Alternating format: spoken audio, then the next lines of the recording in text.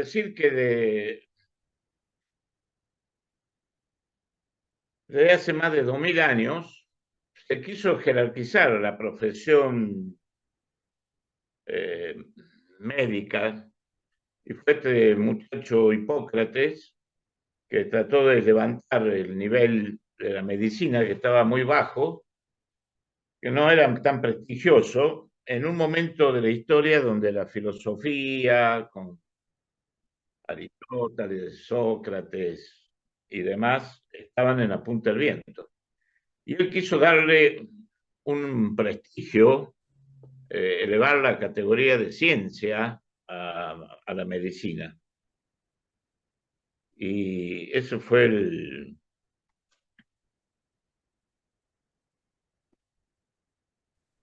Y se dice que el juramento hipocrático, si bien no es, se crea autoría del propio Hipócrates, está en el corpus hipocrático, es decir, en el conjunto de textos que nos han sido legados.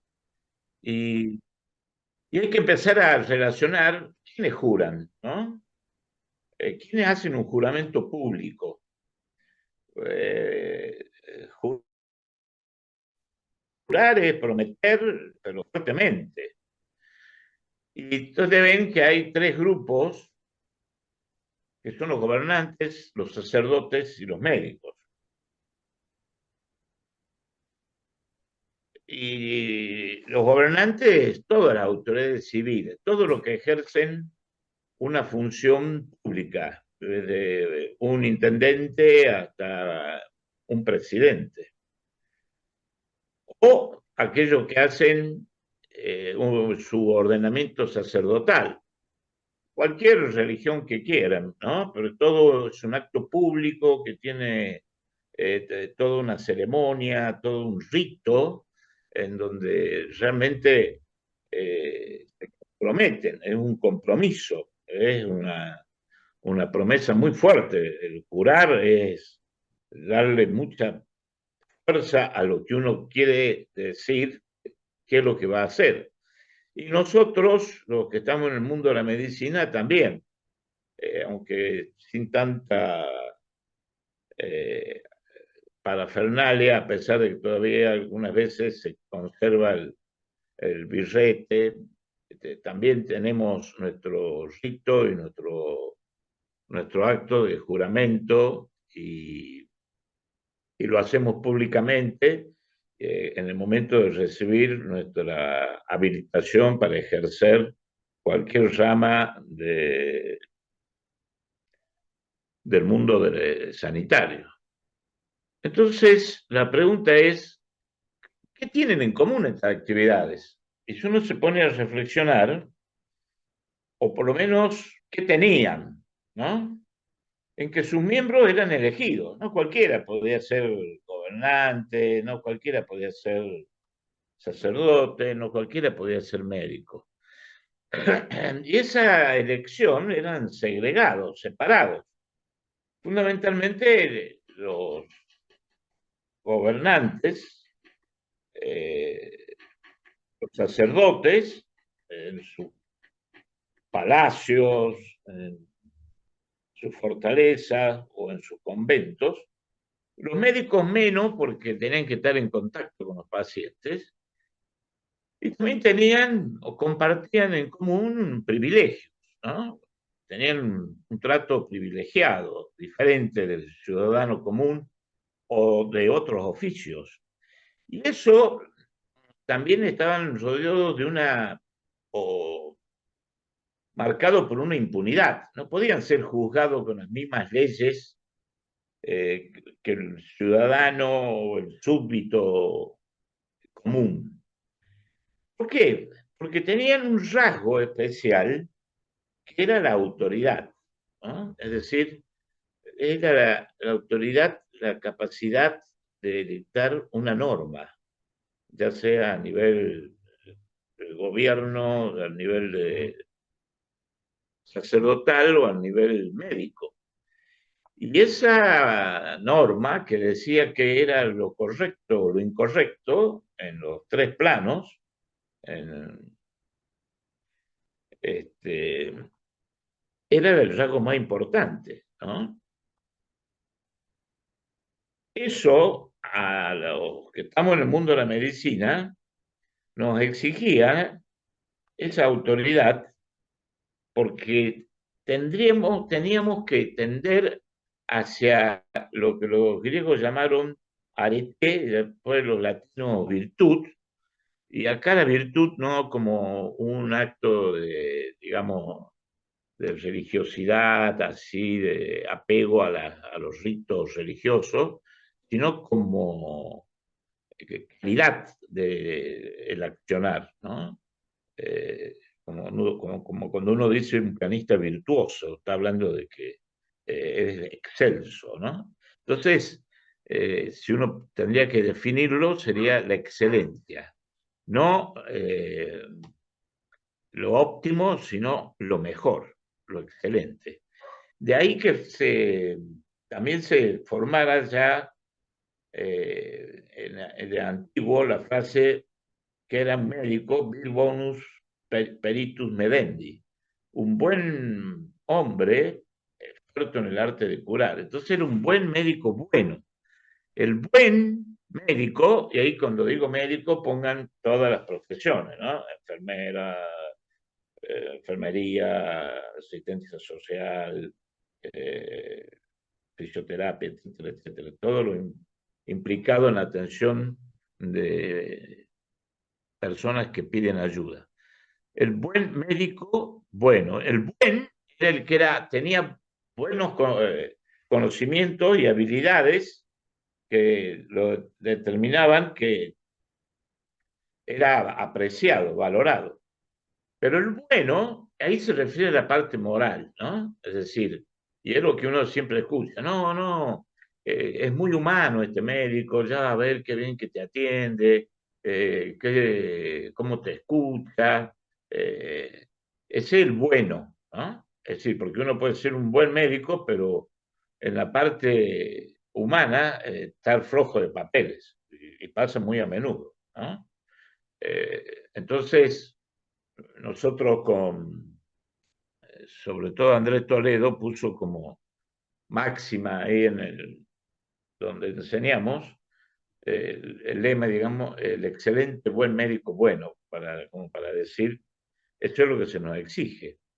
Entonces, eh, queda claro que lo que se exige en todas estas profesiones, y dar fe, dar testimonio, es poder normatizar las relaciones con Dios, con los hombres y con el cuerpo. Con Dios, los sacerdotes, con los hombres, los gobernantes y con el cuerpo, todo el equipo sanitario. Eso duró un tiempo, bastantes siglos, hasta que se fueron emancipando, se fueron liberando de esa característica de segregación, elección, impunidad, autoridad moral. Empezamos con las relaciones con Dios, la lucha por la libertad de culto. Y bueno, por lo menos acá en Occidente, la guerra entre los católicos y los protestantes, que duró mucho tiempo hasta que se llegó a un entendimiento y pudieron convivir.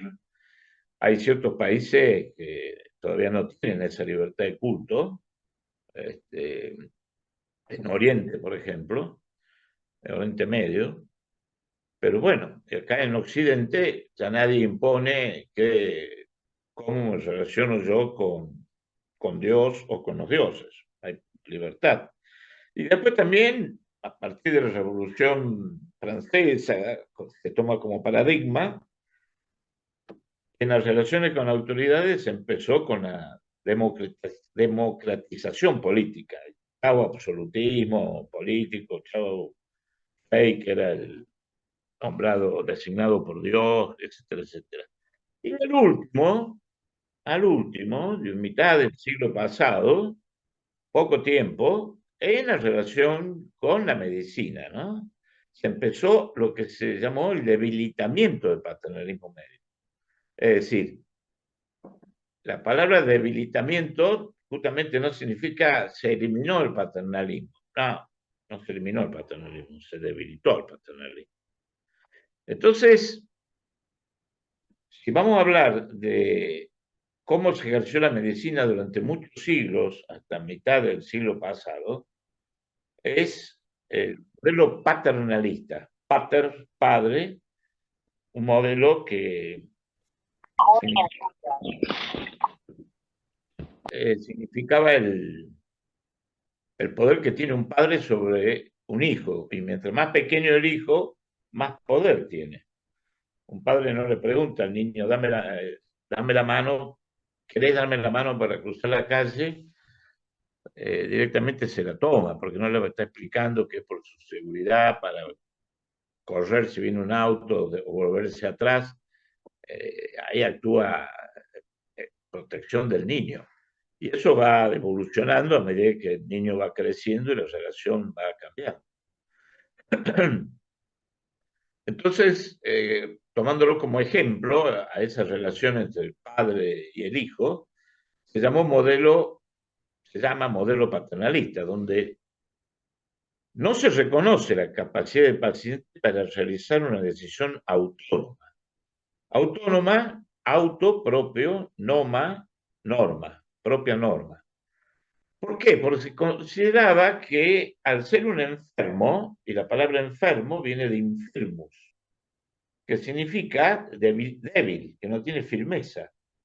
Entonces, al no tener firmeza, tiene disminuida su competencia, es decir, su capacidad para comprender lo bueno y lo malo, los pros y contras que tiene cada opción que se le presenta en su afán de curación, de tomar una decisión. Entonces, nos fuimos del otro lado, nos fuimos en el modelo autonomista o informativo.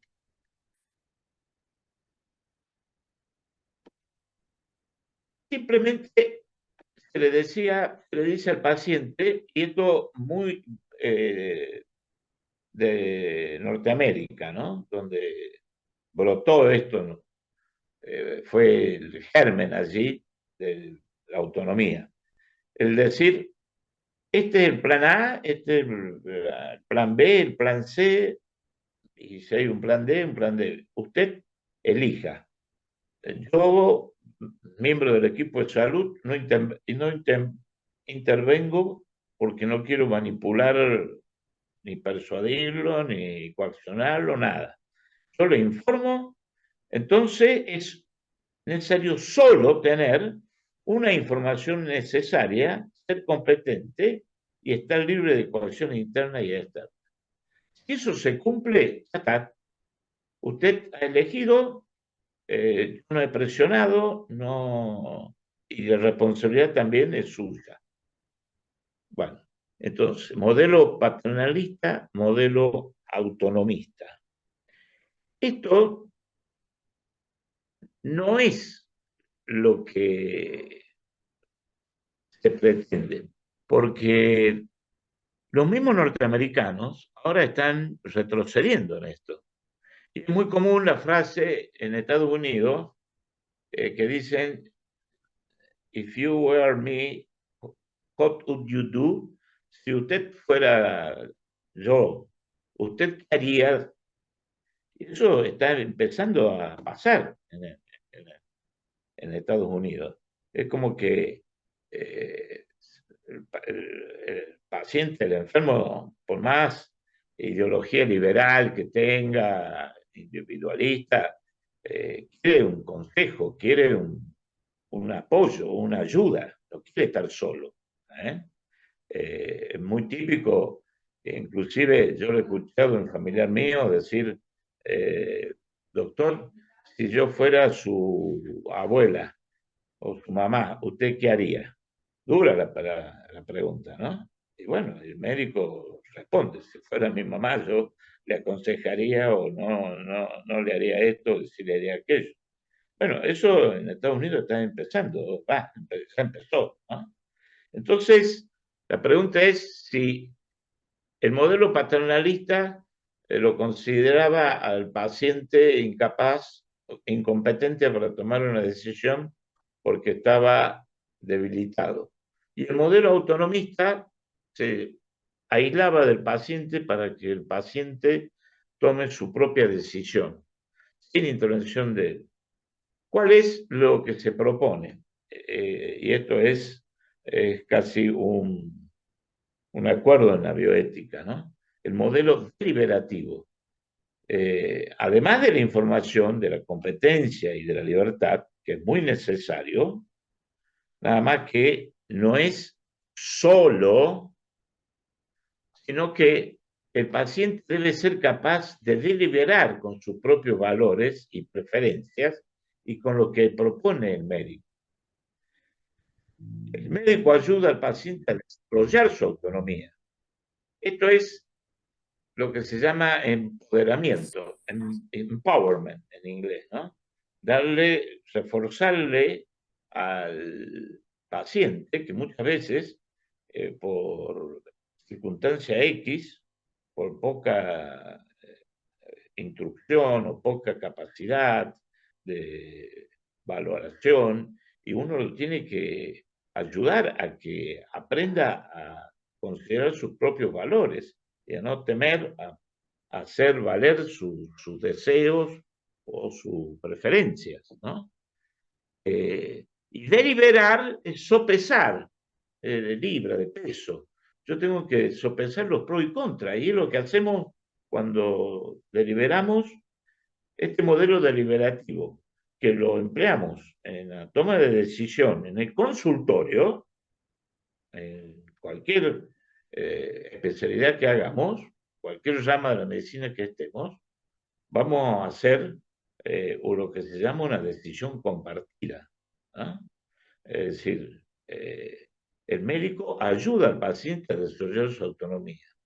Después que el paciente delibera, sopesa sus propios valores y preferencias con lo que propone el médico.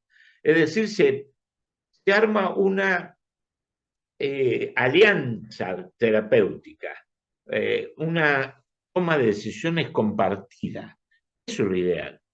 Ahora, muy fácil decirlo, muy difícil de llevarlo a la práctica, ¿eh? Entonces, lo ideal es que el paternalismo no será sustituido por otro ismo, es decir, otro seguimiento exclusivo hacia una propuesta, en este caso el autonomismo, sino por momentos que reflejen valores. Fíjense, ¿no? En esa deliberación. Y esos valores pueden ser muchos y va a depender los momentos de la relación clínica, en qué especialidad, en qué rama de la medicina estemos. Y habrá un momento en que primará la beneficencia, en otros el valor de la confianza será fundamental. Hay personas que dicen, doctor, yo confío en usted, no me explique nada. Hay que tener cuidado con eso, ¿no? Porque sí, usted confía mucho en mí, no quiere ni leer el consentimiento informado, pero me lo firma lo mismo, porque después pasa algo, van a decir, pero usted no lo informó al paciente. El paciente tiene derecho a no saber. Y uno, lo más común es porque le tiene mucha confianza, tiene fe, le cree al médico. Entonces dice, doctor, por más que me haga firmar 10.000 papeles, si no le tengo fe, es lo mismo. Y si le tengo fe, ¿para qué me va a hacer firmar los papeles? Es lo mismo. Entonces, bueno, ahí está el secreto, ¿no? El problema es que no tenemos oportunidad de crear esa confianza con la vorágine en la que estamos en el mundo de la sanidad hoy en día. Después el respeto a la privacidad, el respetar, el saber respetar las creencias, las inclinaciones, la orientación sexual, etcétera, del paciente, y respetar esa intimidad. La prudencia, es decir, hay momentos en que no se elige entre el bien y el mal, se elige entre el menos mal. Y eso requiere mucha elaboración. Y es una virtud intelectiva. Ya viene la frónesis de Aristóteles, que hablaba del punto medio. ¿no? De que están los extremos y hay que buscar el pulso óptimo, que muchas veces es una zona gris, que está entre un extremo y otro, y muchas veces se elige la menos peor. Después tenemos el tiempo. Fíjense, hoy está considerado el tiempo como el factor que más impide tomar una decisión compartida entre el agente sanitario y el paciente. No hay tiempo, no hay tiempo. Es decir, para crear confianza se necesita tiempo. Y, y nos exigen ver un paciente cada 15 minutos. Eso, ¿qué tiempo es? No, no hay tiempo. Hay que estar dialogando y varias veces y nos dicen, no, no, usted lo puede atender 2 veces al mes nada más y punto. Y tiene que seguir viendo pacientes. Entonces, todo en este momento atenta contra esto, ¿no? Y por supuesto después los otros valores, es decir, todo lo que uno estima son correctos, que son los deberes y los derechos, es decir, los reclamos legítimos que tiene tanto el paciente como tiene el médico también.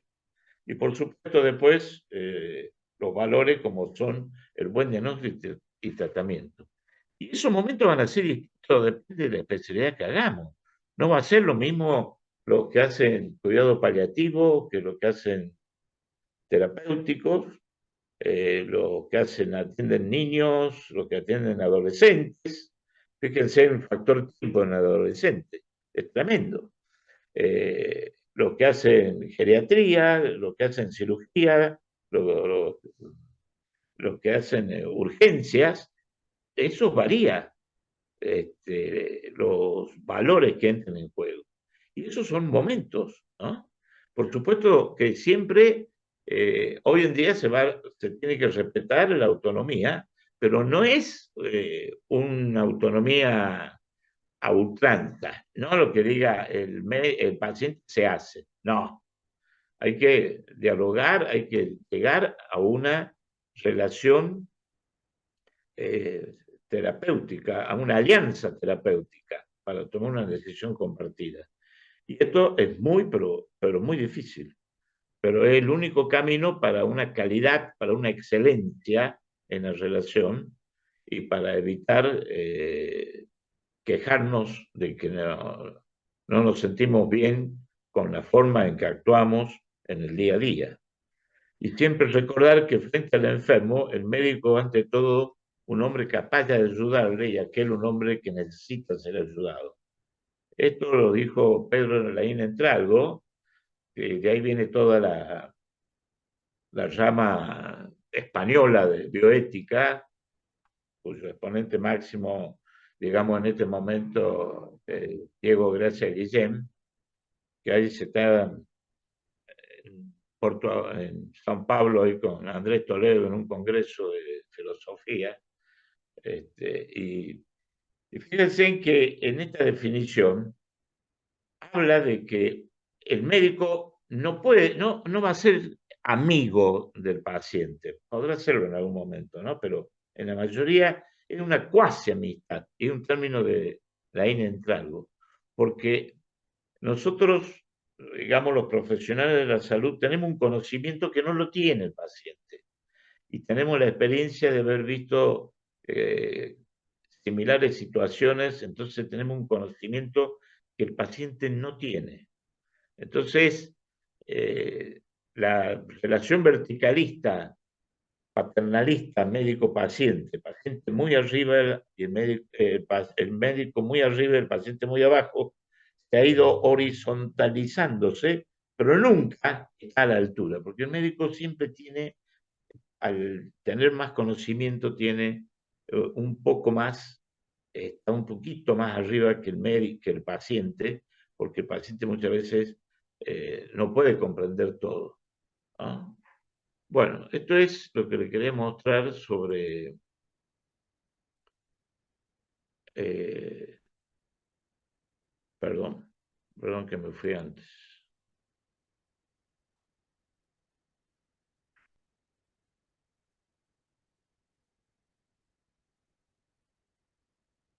Entonces, cuando uno habla de la regla de consentimiento informado, está hablando de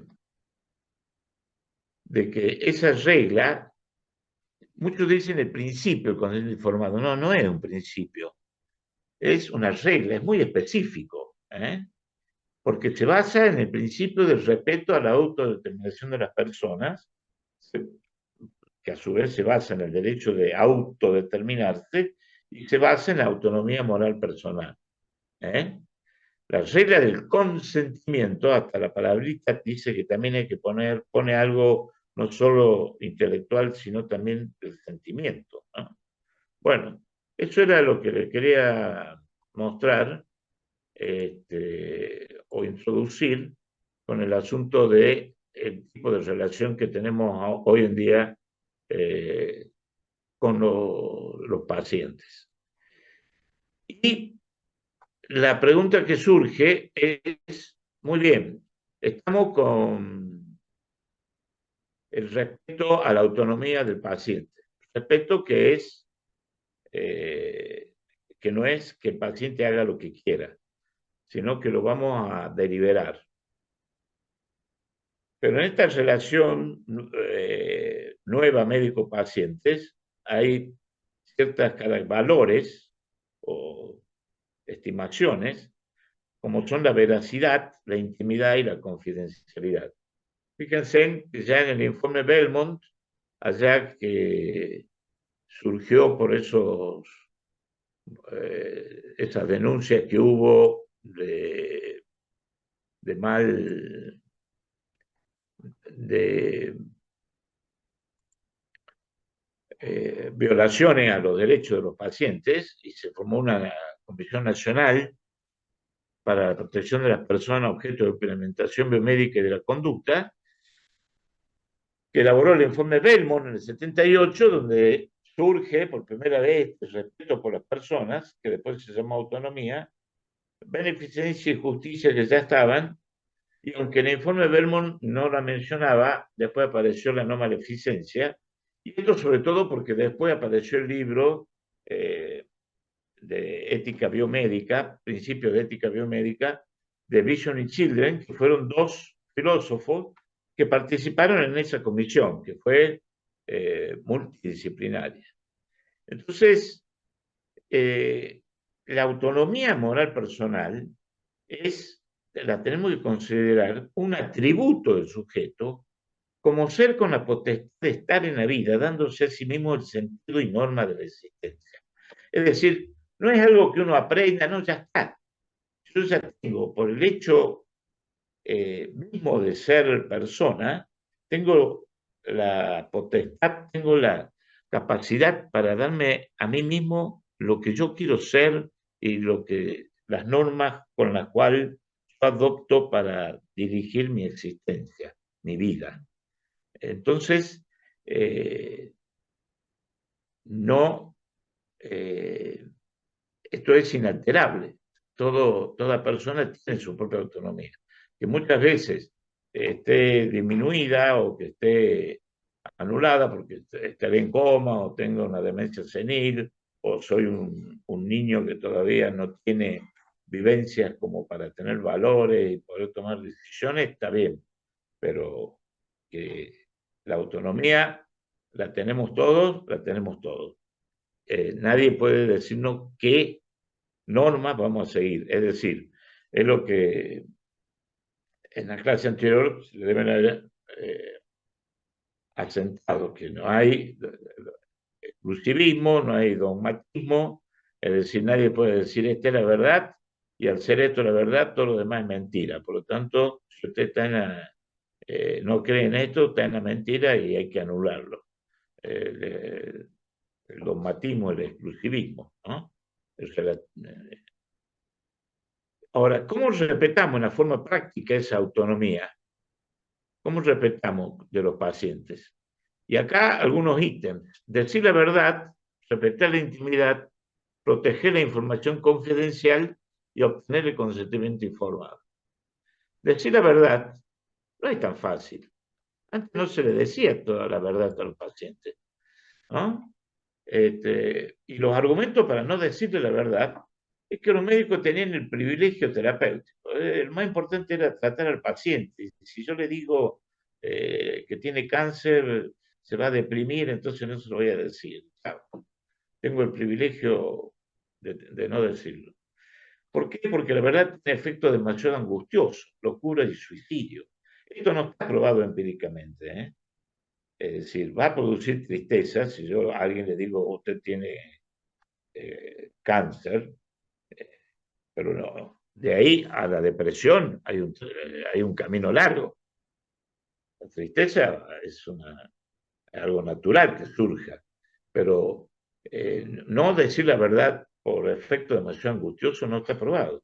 O porque atemoriza desproporcionadamente y que eso va a inducir a que el paciente se vuelva muy pasivo, falte de colaboración, que entre en un miedo terrible, priva al paciente del efecto placebo al decirle que se puede curar, etcétera, etcétera. El optimismo va a hacer que funcione mejor y dure más tiempo, no sé, algo así.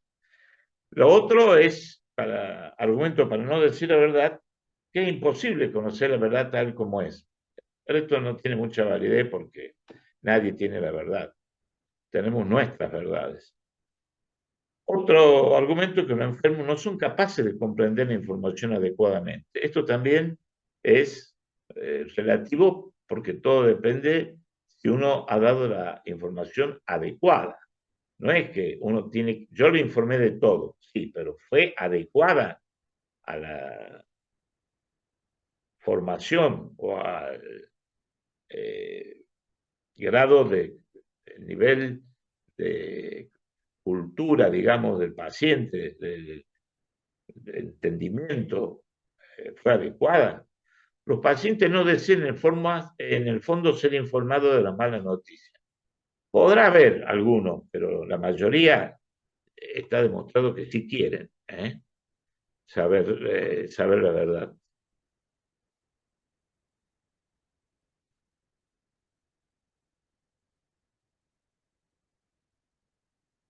Ahora, se puede ocultar la verdad. Todo el argumento en favor del engaño son dignos de alguna consideración. Pero la experiencia no ha confirmado la mayoría de los efectos negativos de la información. Y existe evidencia de los efectos beneficiosos a la verdad. Parecen racionalizaciones y justificaciones de la práctica preestablecida más que razones objetivas para mantenerla. Esto de el complot de silencio, ¿no? No le vayan a decir a papá que tiene cáncer. ¿Eh? Esto que se da, pero las personas cuando están padeciendo una enfermedad y una enfermedad seria, y preguntan, y se dan cuenta que hay evasivas, que algo le están ocultando. Y después, si están internados, eh, saben la verdad, porque ha pasado en el hospital de paciente que se había realizado un complot de silencio, pero un feriado entró un residente eh, otra persona que no estaba en contacto diario con el paciente y el paciente dice, yo mi cáncer es grado 4 grado 3 pero yo creo que es grado 3. Y el médico joven, para demostrar que sabía, no, usted tiene grado 4 por esto, ¡pum! Se acabó el engaño. Y eso, en cualquier tipo de diálogo, las personas extraen la verdad. Así que esto de ocultar la verdad se considera que no es bueno. Entonces, los argumentos a favor de decir la verdad es que el enfermo la necesita para ser autónomo y ejercer el consentimiento informado. Yo no puedo deliberar sobre lo que a mí o lo que yo prefiero de acá en adelante o cómo voy a encarar esta enfermedad grave, quizás mortal, quizás incapacitante, que sea muy crónica, que sea incurable, aunque no mortal. No puedo tomar propias deliberaciones, tener mi propia deliberación si no tengo la información. ¿Eh? Y también poder ejercer el consentimiento informado, de forma libre, informada y competente. Entonces, es un requisito para una relación humana auténtica. La verdad tiene buenas consecuencias. Y la mentira tiene consecuencias indeseables. Posibilita la comunicación sincera, socava la confianza y cooperación del enfermo, priva de momentos de intensidad vital o lucidez, hace imposible una actitud realista y madura para dar dignidad a la muerte o sentir en un último día, dificulta el cumplimiento de la última voluntad y compromiso del paciente. Por supuesto que hay formas de decir la verdad, de lo que se llama la verdad tolerable. Tampoco la brutalidad de entrar y decir, bueno, mire, llegaron los análisis, usted tiene un linfoma avanzado con metástasis en tal lado. No, así no, tampoco eso, ¿no? Pero la mentira impide ese, porque uno está tratando de no pisar el palito para que el enfermo no se entere. Y eso requiere hasta una actitud corporal distinta, un vocabulario distinto, que el paciente lo percibe, lo percibe. Es decir, eh, hoy se piensa que la recepción de la verdad es un derecho que tiene el paciente, aunque el enfermo puede renunciar a ese derecho. El paciente puede decir, no quiero saberlo, doctor. Tiene derecho. La comunicación de la verdad es un ideal al que tender, aunque hay que actuar con prudencia, respetando en todo lo posible las costumbres y peticiones de la familia, lo que ya dije, la verdad tolerable. El médico puede adherirse a una idea nueva, la promoción de la autonomía del paciente, y satisfacer así el derecho a saber y a decidir sobre la propia vida. ¿Eh? Respetar la intimidad, la, el otro ítem o el otro concepto para respetar la autonomía, dijimos el de la verdad, decir la verdad, la intimidad. La intimidad es reservada de una persona o grupo, especialmente de una familia.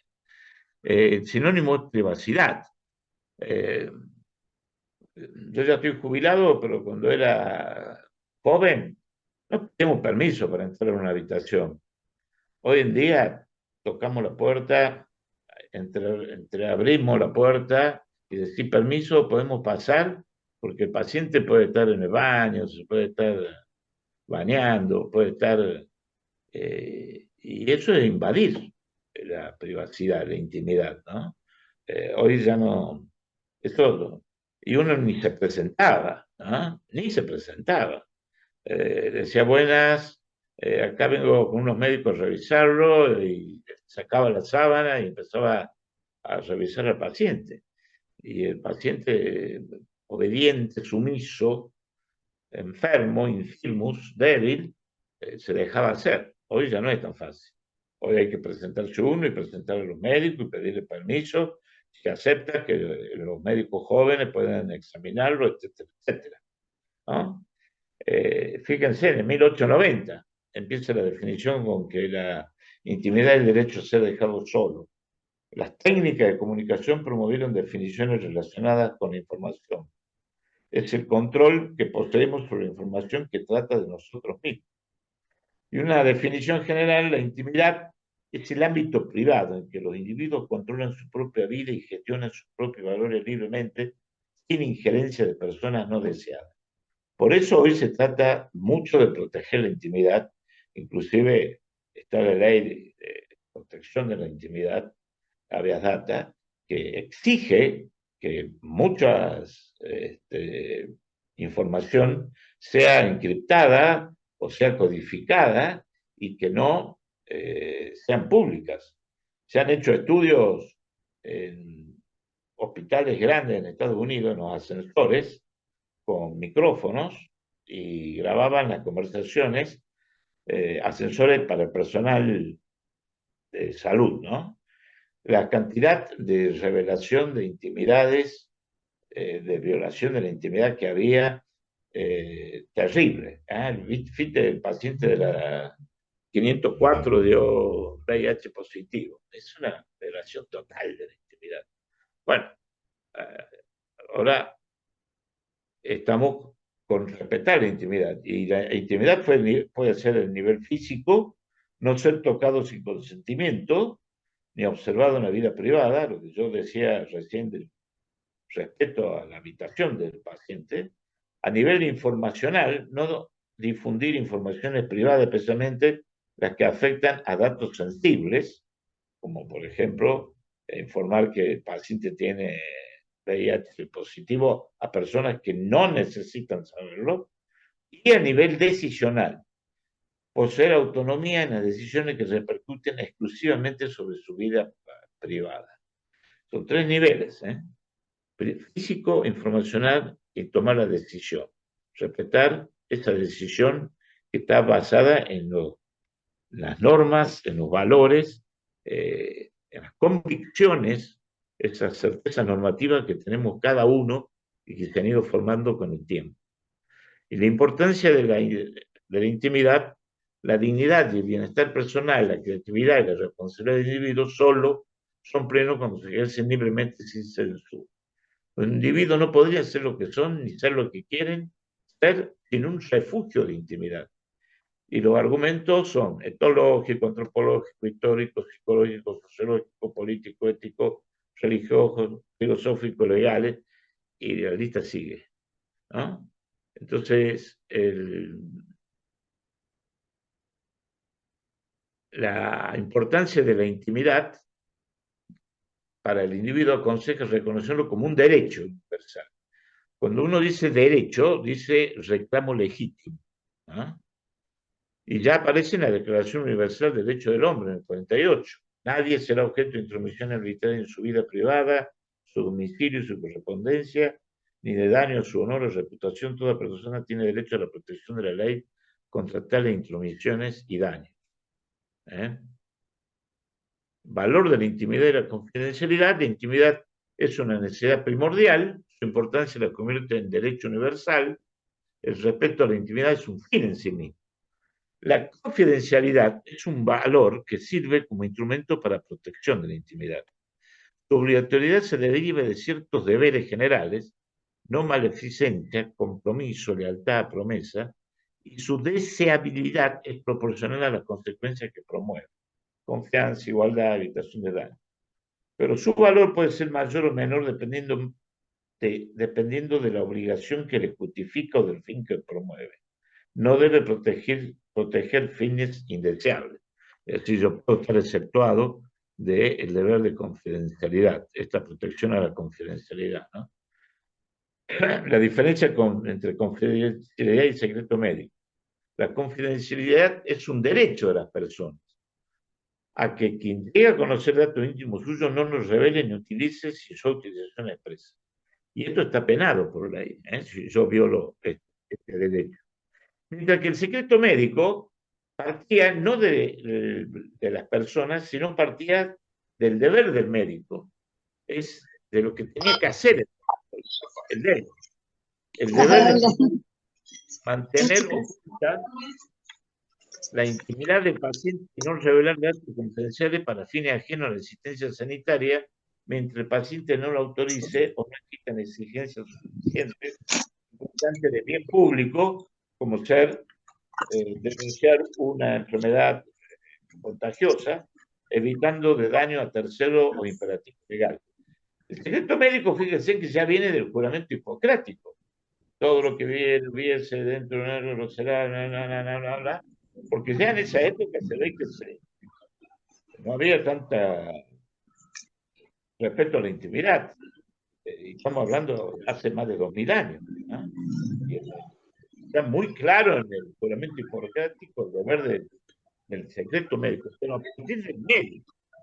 La diferencia entonces con confidencialidad es que viene desde una exigencia, un reclamo de los pacientes hacia mí, hacia el efector de salud, para que no revele datos muy sensibles.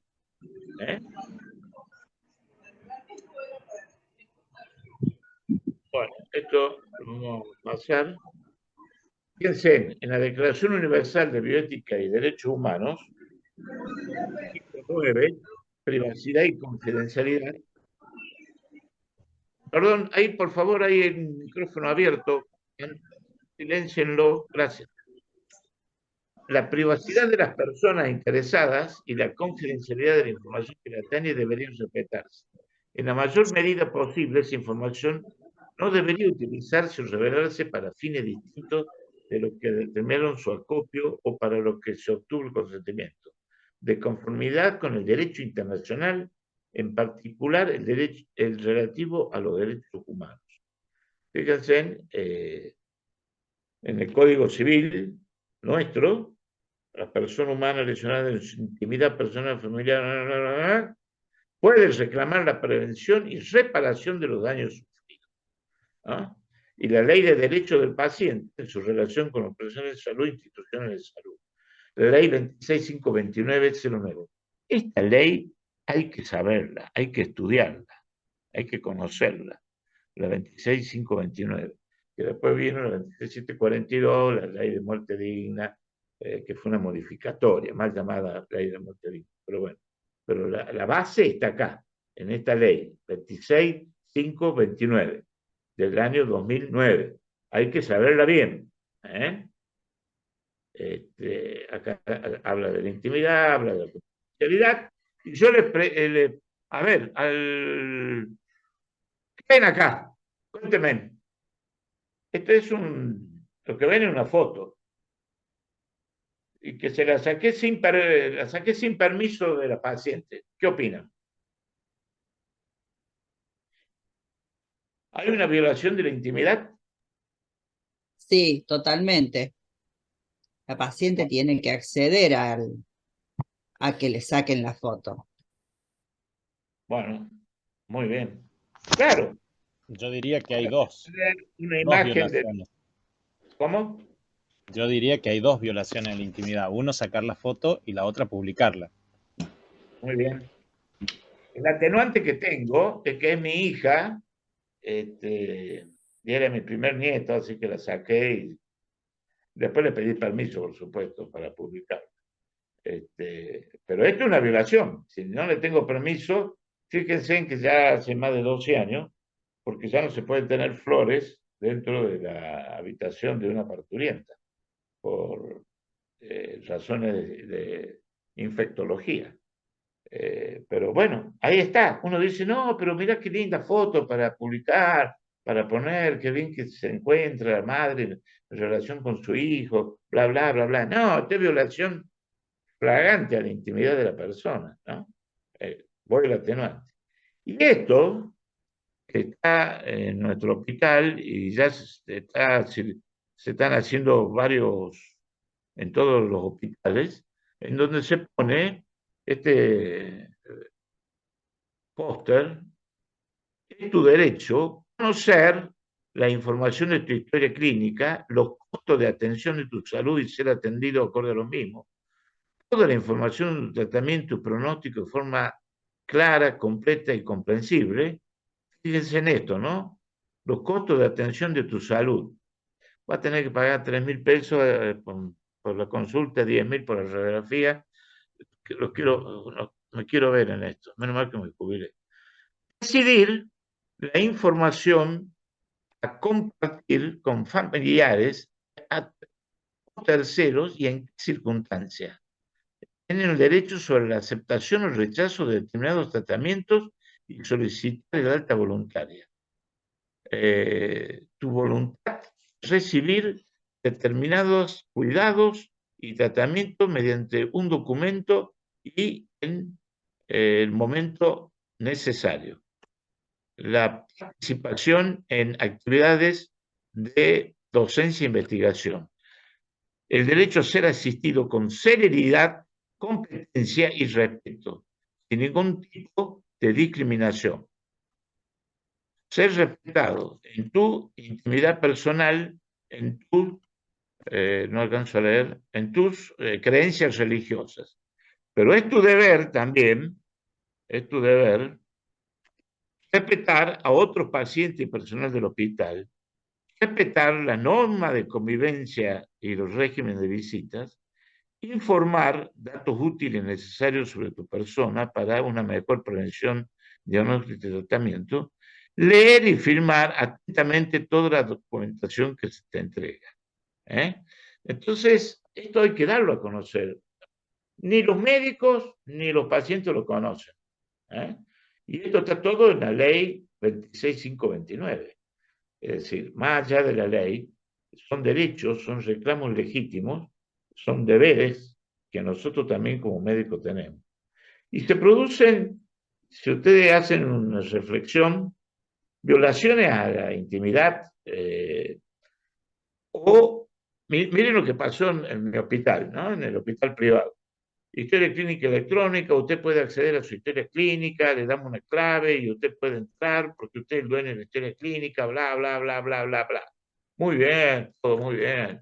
Respeto por la autonomía, el paciente puede leer la historia clínica cuando quiera, online, sobre todo en tiempos de pandemia, qué sé yo, muy bien. ¿Qué pasó? Una mujer